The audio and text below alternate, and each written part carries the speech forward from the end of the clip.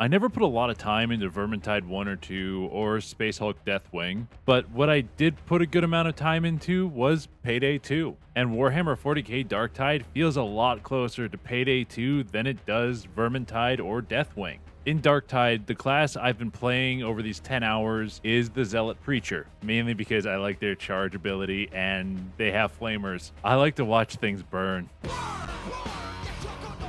Even if, they are kinda useless in this game. But I'll talk about that in a little bit. First, let's talk about my personal biggest problem with the game. The main thing that's been frustrating me is the game's lighting. The game is so dark in a lot of places that staying at a distance with a rifle doesn't feel like it's a viable strategy to me. Trying to take out anything that's at a distance away is hard. Not because of the gunplay being bad and the recoil jumping everywhere, but because the silhouettes just blend in with either the darkness around them or the wall texture. Even turning my brightness all the way up still feels like it's super dark, and it's too dark to be able to hit them from any distance. It's pushed me more into using melee combat and flamers, which I was going to do anyway. But because the flamers are so weak, it's kind of pointless to use them even on crowds of enemies. So far, flamers are really the only weapon I've had a problem with when it comes to them feeling kind of useless, just because of how weak they are against everything, even large hordes, which they should be good against because, it's a fucking flamethrower. But since the flamers just launch a burst of flame that I think damages over time a little bit, it doesn't feel really good to use, even using it braced. When you are holding down, for me, it's right mouse button and going full auto with it. It feels fun, but it doesn't feel like powerful enough. And it's even my highest power weapon that I have right now. And I would still rather use a lasgun or an auto rifle that's a bit lower in power because the flamer is so weak and feels ineffective. I've only been playing on the second difficulty, and I'm starting to get into doing third difficulty more, but it's still, even on that second difficulty, they don't do any damage or burn for long enough when it comes to bosses or mini bosses to even make a dent in their health bar.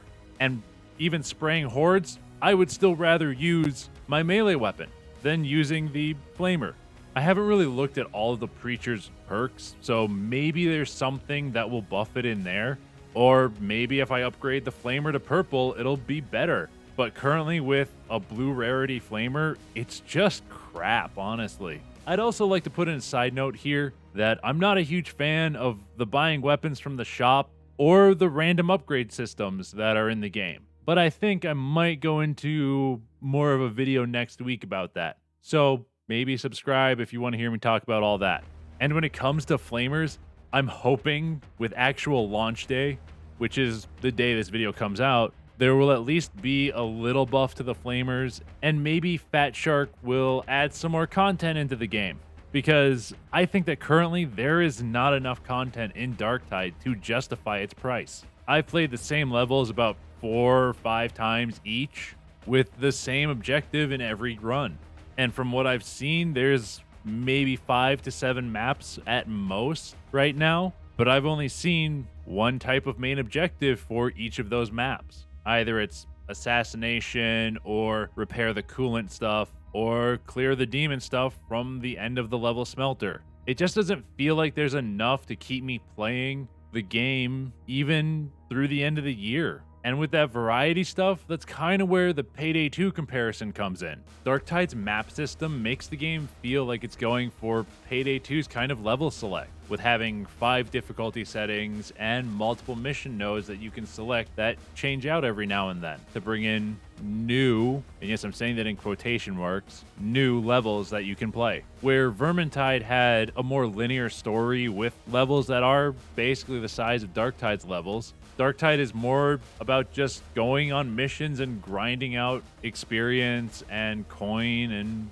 basically grinding out for money, with maybe getting a chance to get some weapons. But what Darktide doesn't have is the variety that Payday has. Every place in Darktide is comprised of steel and concrete. Yes, there are places that look slightly different, like the bridge on Chasm Station, but they're all very similar looking and none of them really stand out that much. Maybe the one cathedral looking area. There's also the rooms at the end of the like smelter and the coolant levels that those stand out more than like a lot of the other places. But that's about it. And I don't think it's a bad point against the game because it does all very much fit into the Warhammer 40k aesthetic, but it's just really bland. Unlike something like Payday where you're going to rob a large bank, or you're breaking into the FBI building, or you're breaking into somebody's house, each place has its own aesthetic and it looks very different.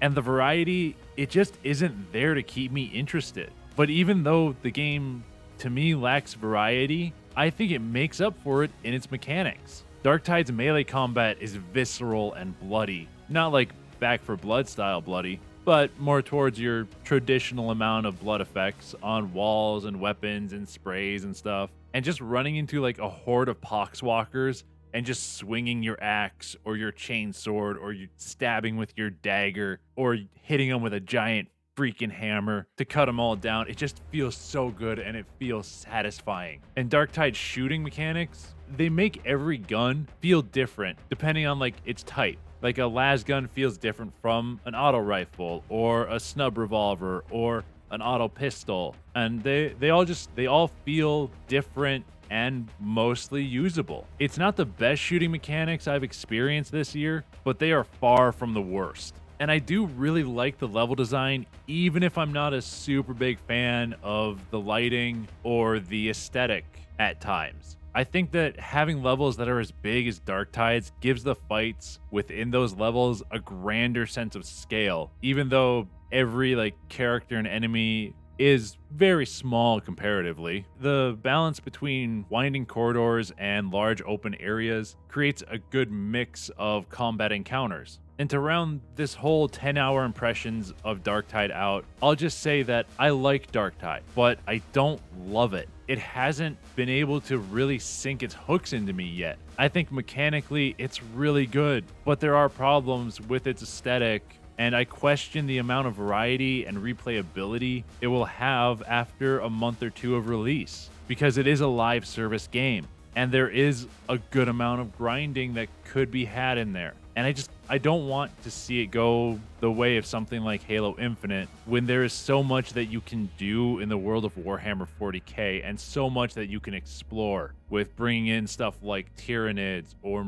like actual cultists and stuff. I think it would be really great if they did start exploring that and maybe, let us go to a surface sometimes. But that's just me. And that's going to be all for this 10-hour impressions of Warhammer 40k Darktide. I hope you guys enjoyed this video, and if you did, hit that subscribe button, and maybe check out some of my other 10-hour impressions in this playlist here, or just go check out my other latest 10-hour on God of War Ragnarok.